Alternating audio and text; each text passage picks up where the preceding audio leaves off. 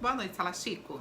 Hoje, nesta quarta-feira de estudo doutrinário, estamos dando continuidade ao estudo da obra de Allan Kardec, O que é o Espiritismo. Nós estamos todas as quartas-feiras fazendo um estudo minucioso dessa obra que define, que apresenta as definições dos principais pontos que caracterizam a doutrina espírita. Essa obra de Kardec tem o objetivo de apresentar ao leitor os principais preceitos relacionados à doutrina espírita. E ele faz isso de uma maneira muito didática. Então a gente trabalha, Allan Kardec trabalha através dos diálogos entre cético, entre o crítico, entre o padre, divide em capítulos de forma que consiga resumir os princípios contidos nas obras O que é o Espiritismo, O Céu e o Inferno, O Evangelho segundo o Espiritismo. A gente percebe o esforço grandioso de Kardec e a sua grande generosidade ao tentar, e conseguir, como consegue nessa obra, nos presentear com essa possibilidade de conhecer de uma forma abrangente a doutrina e de uma forma relativamente mais simples. Então, a partir desta obra, nós temos a oportunidade de conhecer os principais pontos relacionados à doutrina espírita, para que nós possamos aprofundar o seu conhecimento, o seu estudo nas obras básicas da codificação. Nós estamos realizando esse estudo todas as quartas-feiras, às 19h30. Os vídeos ficam disponíveis no nosso canal no YouTube, na nossa página no Facebook, mas nós temos esse grupo do WhatsApp, específico para o estudo da obra, O que é Espiritismo. A gente sempre deixa o link para participar do estudo na descrição do vídeo. O grupo fica aberto no dia do estudo para que nós possamos trocar nossas ideias, para que nós possamos debater, nós possamos discutir as questões que são apresentadas na noite. Antes de nós nos aprofundarmos no estudo, nós faremos a nossa prece inicial, fechando os nossos olhos, elevando os nossos pensamentos a Deus e agradecendo a oportunidade que o estudo nos oferece. Sabemos, Senhor, que o estudo é um instrumento para que possamos praticar as boas atitudes, para que nossos comportamentos sejam norteados de forma adequada. Que nós façamos bom proveito, Senhor, dessa oportunidade. Que nossos corações estejam abertos, que nossas mentes estejam orientadas para a necessidade de melhoria, de aprimoramento, de crescimento. Os exemplos, as orientações são dadas de forma tão generosa através da espiritualidade amiga, dos grandes espíritos que estiveram entre nós, nos dando exemplos através de suas atitudes, orientações através de suas palavras, que o legado deles se transforme em nossas atitudes. E é através dessa ferramenta, o estudo, que nós colocaremos em ação. Graças a Deus. E esta noite, em prosseguimento ao estudo da obra, o que é o Espiritismo, nós estamos trabalhando com o segundo diálogo, o diálogo com o cético. Na semana passada, com o Manuel, nós estudamos o tema maravilhoso e sobrenatural. E essa semana nós vamos trabalhar com a oposição da ciência. Quando eu li a primeira vez esse título, A Oposição da Ciência, eu disse, gente, o que Kardec quer com isso? Porque a gente sabe que a doutrina espírita é uma doutrina de cunho filosófico, científico e religioso. Sendo a ciência um dos princípios da doutrina espírita, como é que ele vai trabalhar a oposição da ciência? Por que ele está trabalhando a oposição da ciência? E para trabalhar essa questão, ele vai utilizar 4 perguntas do visitante. E a gente vai descrever cada uma dessas perguntas para a gente analisar cada um desses pontos que Kardec trabalha para nos esclarecer esse ponto sobre a oposição da ciência. E é interessante a existência desse tópico logo em seguida ao tema o maravilhoso e sobrenatural, e a gente vai ver isso mais um pouquinho à frente. Mas quando a gente está falando da ciência, a gente quando toca nesse assunto da ciência, quando nós usamos a ciência como argumento, como ferramenta, nós estamos utilizando, nós estamos embasando, nós estamos fortalecendo os nossos argumentos com um fato que pode ser analisado e que pressupõe um estado natural, que pressupõe uma verdade. Então, tanto assim, que Kardec sempre nos orienta a estarmos atentos à ciência em caso de discordância entre a doutrina, o que está sendo orientado pela doutrina e o que é orientado pela ciência, que nós estejamos atentos ao que a ciência nos orienta. Então, essa é a importância da ciência para a doutrina espírita. Assim sendo, por que Kardec ele apresenta essa oposição da ciência nesse capítulo? Ele vai usar, como a gente falou, 4 perguntas para nos orientar nessa análise. São elas: por que os sábios, cujo dever é levar o esclarecimento, não se ocuparam dos fenômenos das mesas girantes? Ele fala dos sábios como as pessoas mais proeminentes, com maior conhecimento, que detêm o trabalho científico daquela sociedade. Então, por que essas pessoas não se detiveram sobre o estudo dos fenômenos das mesas girantes? A segunda questão está relacionada à adesão que os sábios trariam ao espiritismo. Como que a adesão dos sábios ao espiritismo traria benefícios para essa doutrina, já que eles embasariam, então trariam mais status e mais consolidação para a doutrina. Então, por que não se trabalha para essa adesão de uma forma mais abrangente? Então, Kardec nos esclarece em relação a isso. O terceiro questionamento está relacionado à base da comunicabilidade dos espíritos e a sua existência. O visitante, no caso, nessa figura do visitante, vai estar questionando Kardec qual é a base que sustenta a comunicabilidade dos espíritos e a sua existência. Kardec dá uma resposta muito interessante sobre isso e a gente vai ver. Mas esse questionamento do visitante para Kardec sobre no que a doutrina espírita se baseia para fazer essa afirmação, que há a comunicabilidade dos espíritos e a existência dos espíritos. Então, essa questão é muito fundamental, e quando você para pensar que ela está contida nessa temática da ciência, ela toma uma dimensão ainda mais importante. E por fim, como que se define que algo existe ou não? E assim, é uma questão muito filosófica, mas a gente deve lembrar que a filosofia e a ciência, elas estão muito próximas, né? Então, fazer essa dicotomia, fazer essa separação entre a filosofia e a ciência é um erro.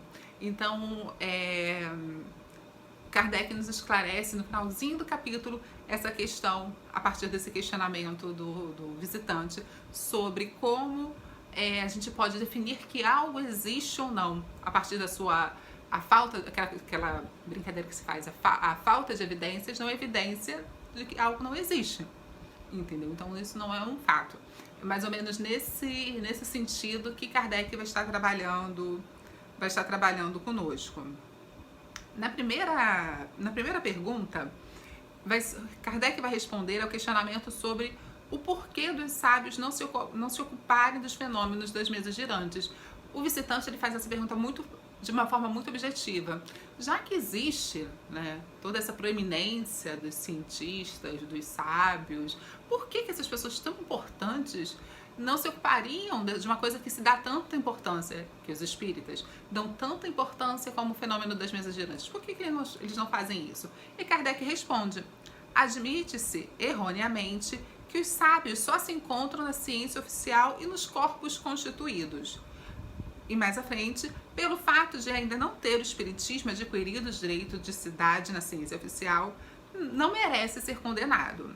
Não há pessoa sensata que não faça justiça ao seu saber eminente, sem contudo deixar de reconhecer que eles não são infalíveis e, portanto, que as suas sentenças não estão isentas de apelação, sobretudo no que se refere a ideias novas. Nesse trecho, Kardec, na resposta a esse questionamento, Kardec esclarece algumas coisas muito fundamentais que até nos confrontam diante dos nossos próprios preconceitos, né? Naquilo que nós temos preconcebido a respeito de alguma coisa.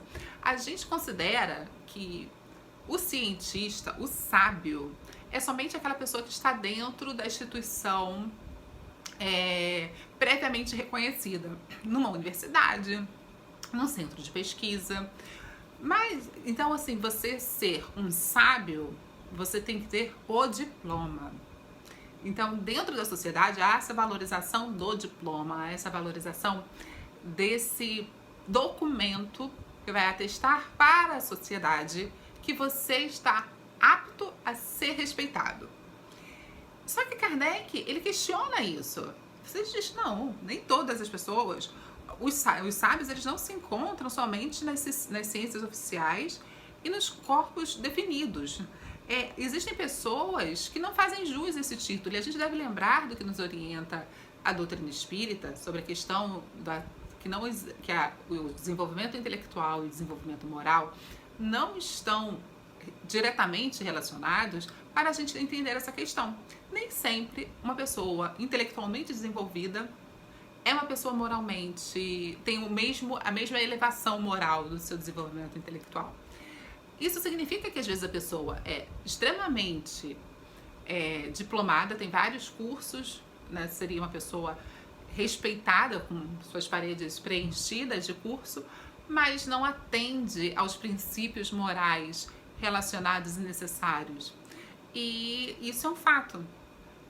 E, por outro lado, existem pessoas donas de uma sabedoria ligada à prática, ligada, de acordo com a compreensão espírita, com o acúmulo de experiências nessa existência e em existências anteriores, que lhe permite ter uma visão mais ampla de diversas questões e, dessa forma, fazer ponderações e análises tão complexas ou até mais complexas do que aquelas pessoas que têm o diploma. E é sobre isso que ele está falando. Nem sempre as pessoas que têm diplomas são as pessoas que detêm o conhecimento e o aval para fazer determinadas avaliações.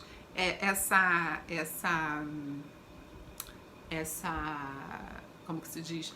Essa posse do que é e do que não é científico, do que é apropriado para aquele sábio, é uma das questões que Kardec confronta nesse sentido, ainda mais quando ele fala que não é porque o espiritismo, ainda mais lá no século XIX, não tinha atingido o status de ser estudado nas cadeiras de universidade, que ele não mereceria atenção, que ele mereceria ser condenado como algo que não deve ser objeto de estudo. Naquele momento ainda não havia espaço para isso. Mas nós vemos atualmente como existe uma lista cada dia mais numerosa de estudos sendo desenvolvidos a respeito da imortalidade da alma, da existência da alma antes da imortalidade, da existência da alma, da imortalidade da alma, da reencarnação. Então já existem teses de doutorado, dissertações de mestrado, estudos científicos que apontam para essa questão da imaterialidade, da espiritualidade. Então, assim, aos poucos, de acordo com o tempo necessário, a doutrina espírita está ganhando esse espaço dentro da ciência, mas isso não desmerece todos aqueles detentores dos conhecimentos que não são colocados no diploma atrás da parede, né? Então, essa não ocupação de alguns cientistas desses fenômenos não significa que ele deva ser desmerecido. Até porque Kardec é um cientista. Ele aplica o método científico para análise dos fenômenos da mesa girante. Quando ele confronta, quando ele pesquisa inúmeras formas, ele está aplicando o método científico. Então, ele é um cientista conhecido que está aplicando esse método. Então, o próprio Kardec pode ser considerado um exemplo que foge essa regra desse questionamento colocado pelo visitante, pelo cético. A segunda pergunta está relacionada sobre como seria importante em se ter sábios apoiando o espiritismo. O visitante coloca: admito perfeitamente que eles não sejam infalíveis, mas não menos verdade que, em virtude do seu saber, sua opinião vale alguma coisa, e que se ela estivesse do vosso lado, daria grande peso ao vosso sistema. Então o visitante quer saber assim, olha, ter sábios ao lado do espiritismo, que trabalhem questões relacionadas ao espiritismo, que sejam adeptos ao espiritismo, daria mais status à doutrina. Então não ter não seria um problema? Kardec coloca: concordai também que ninguém pode ser bom juiz naquilo que está fora de sua competência. Se quiserdes edificar uma casa, confiareis esse trabalho a um músico? E mais à frente ele coloca: as ciências vulgares repousam sobre as propriedades da matéria, quase pode à vontade manipular. Os fenômenos que ela produz têm por agentes forças materiais. Os do espiritismo têm como agentes inteligências que têm independência, livre-arbítrio e não estão sujeitas ao nosso capricho. Por isso, elas escapam aos nossos processos de laboratório e aos nossos cálculos, e desde então ficam fora dos domínios da ciência propriamente dita. Está querendo dizer o seguinte: é um pouco do que se discute relacionado às ciências humanas. Como a história, a sociologia, a ciência política, a antropologia não podem colocar seus objetos de estudo num tubo de ensaio para validar determinadas hipóteses, tipo uma hipótese da história, que houve a invasão, não houve a descoberta da América, houve a invasão da América, houve a chegada dos europeus aqui, mas foi através de uma invasão com guerras entre os nativos e os europeus, ou então a questão da sociologia colocada da luta de classes. Isso é uma explicação. E tem uma solução para essa explicação da luta de classes, para a luta de classes colocada por Marx, né, que é um estudioso a respeito das diversas questões sobre as relações da sociedade. Como não se pode colocar essas validações, essas hipóteses num tubo de ensaio para se testar, se contesta que as ciências humanas sejam de fato ciências, porque não se pode replicar aquele objeto de estudo, aquelas hipóteses. Então essa falta de possibilidade de replicar, e até porque existem inúmeras variáveis relacionadas às características do próprio homem, dificultam essa análise. E é o que Kardec está colocando a respeito do espiritismo. Como existe essa variável que ele coloca aqui sobre os agentes desse processo são inteligências que têm independência, livre-arbítrio e não estão sujeitos aos nossos caprichos, se torna mais difícil cientificizar, né? Não sei se existe esse termo, a doutrina. Porque como que nós vamos obrigar a esses espíritos que têm independência, livre-arbítrio, a fazer aquilo que a gente quer? Então, de acordo com o roteiro pré-estabelecido no método científico. Então, talvez isso dificulte essa compreensão para o que é ciência, o que é científico, o que não é científico. Mas, por outro lado, não invalida. A gente não saber lidar com alguma coisa não invalida a existência disso. Isso já é até um adianto para a última questão que Kardec coloca aqui nesse trecho. E quando ele fala de uma coisa muito importante, bem no comecinho dessa resposta, que é a questão de ninguém ser um bom juiz daquilo que não tem competência. A gente não pode dar uma casa para ser construída por um músico, da mesma forma que a gente não pode dar uma partitura para ser regida numa orquestra por um professor, por um médico, porque eles não têm as habilidades, eles não têm os conhecimentos necessários para lidar com aquela situação. Então, por que as pessoas que não têm o conhecimento necessário para compreender e apoiar o espiritismo apoiariam o espiritismo? Antes é necessário o conhecimento, e é isso que Kardec nos esclarece. Por fim, ainda ilustrando essa questão, Kardec nos apresenta o raciocínio de alguns sábios, e ele coloca numa determinada altura. Eles disseram ainda: já que tanta gente se ocupa com eles, e homens notáveis fizeram deles o objeto do seu estudo, é preciso que alguma coisa de verdade se encontre em tais fenômenos. Uma ilusão, uma farsa, se o quiserem, não pode ter esse caráter de generalidade. Seria divertimento por certo círculo para certa sociedade, mas não daria a volta ao mundo. Guardemo-nos, pois, de negar a possibilidade de que não compreendemos-nos, com receio de receber, mais cedo ou mais tarde, o desmentido que desabonaria nossa perspicácia. Ele está querendo dizer o seguinte: não nos vamos negar a possibilidade de negarmos aquilo que a gente não compreende, porque isso pode nos prejudicar mais tarde. Não vamos, a partir do momento que a gente não conhece determinada coisa, não vamos ter os pré-julgamentos a respeito disso. Antes de estabelecermos uma análise, de estabelecermos uma decisão sobre determinada coisa, vamos conhecer o assunto. E conhecer o assunto é ir na fonte. A gente tem que lembrar dos trechos anteriores, nesse diálogo com o cético, o quanto Kardec reforça a ideia da compreensão do conhecimento profundo da doutrina para que se possa fazer algum tipo de crítica. Então é necessário conhecer para criticar. E é interessante a gente pensar nisso nesse momento que nós estamos vivendo, que é um momento em que a ciência está sendo tão necessária para a nossa sobrevivência, para a sobrevivência dos indivíduos, e que o negacionismo, os achismos, a divulgação de notícias falsas tem prejudicado imensamente as pessoas. E prejudicado, diante de um cenário de pandemia como esse que nós estamos vivendo, ainda em 2021, esse cenário de negacionismo, de divulgação de notícias falsas, é um cenário que leva, no caso, à morte.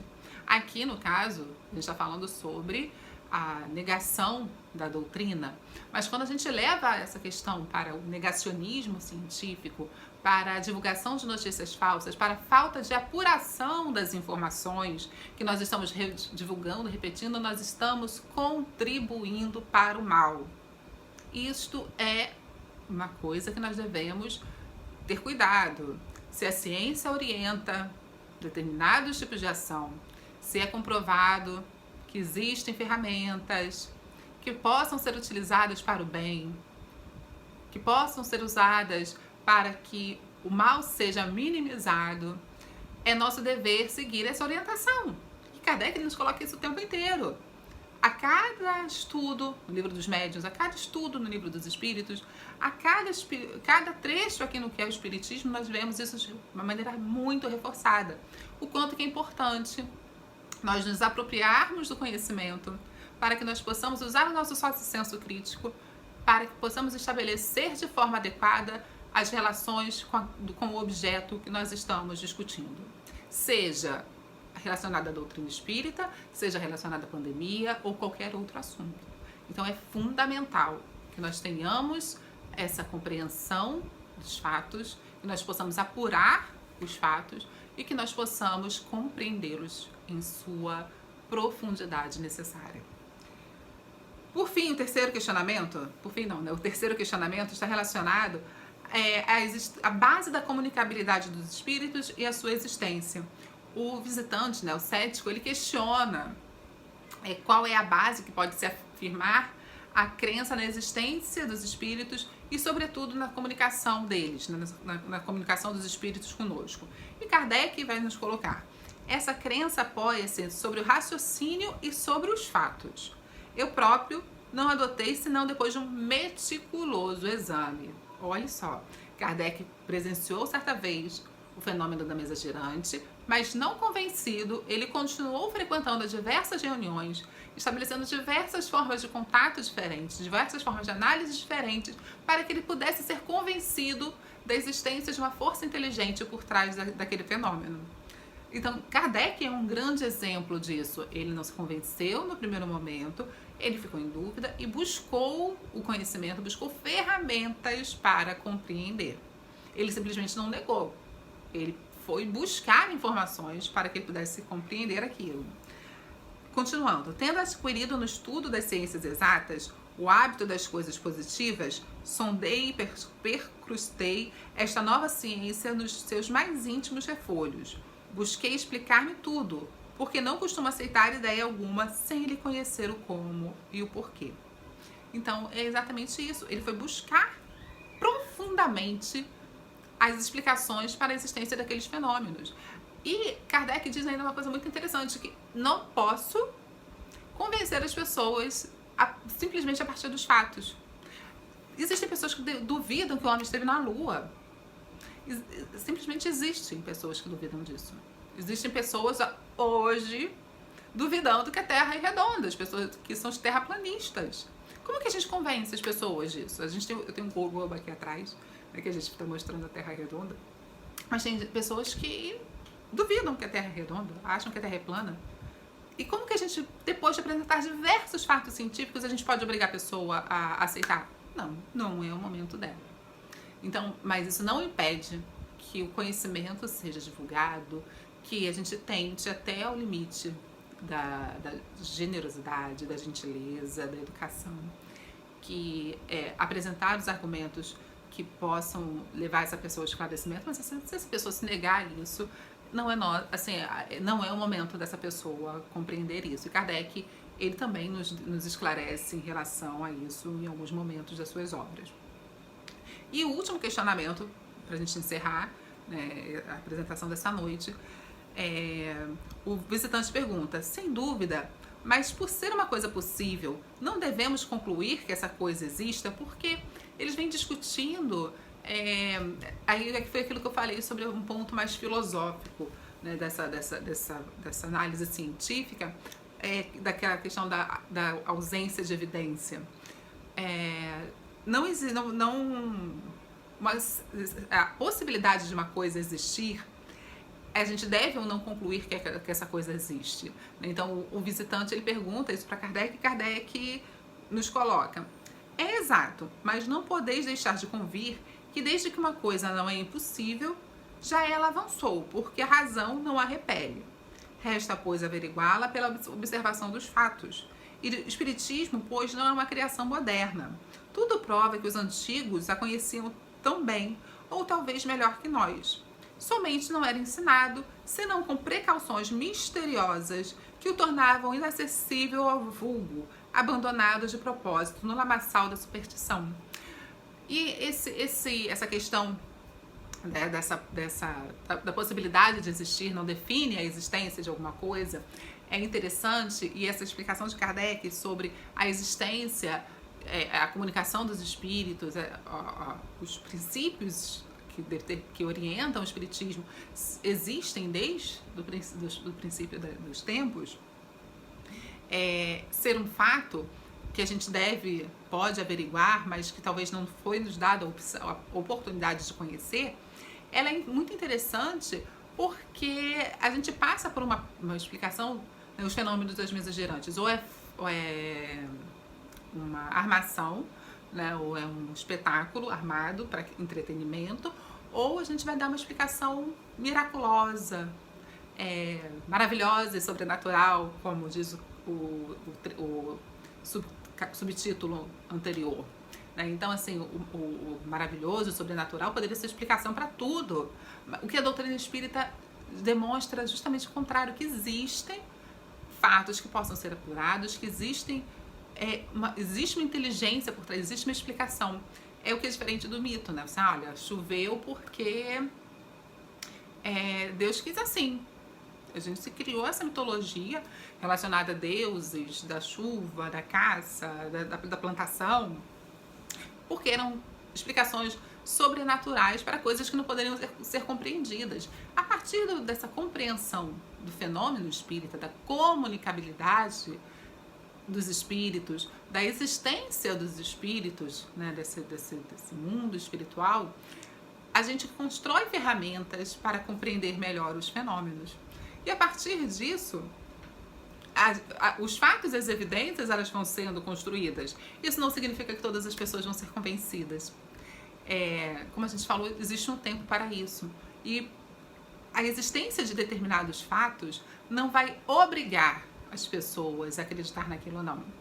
Infelizmente, existem ainda pessoas que se negam a fazer aquilo que é necessário, a fazer aquilo que é orientado, né, pelos fatos. E daí a importância de nós discernirmos a diferença entre fato e opinião. Existem os fatos, aquilo que aconteceu, e a nossa opinião sobre algo que aconteceu. Então, a gente saber separar o que é fato e o que é opinião é fundamental. Parece conversa de professor de português da quinta série, mas é uma verdade. A gente precisa saber definir a diferença entre fato e opinião. E a doutrina espírita, ela vem nos apresentando os fatos a respeito da existência dos espíritos e da sua comunicação conosco. Bem, a gente vai encerrar por aqui nesse trecho, deixando o espaço aberto para questionamentos, para o debate. Vai ser um prazer recebê-los na nossa sala nessa noite, para que possamos caminhar juntos nessa jornada. Até já!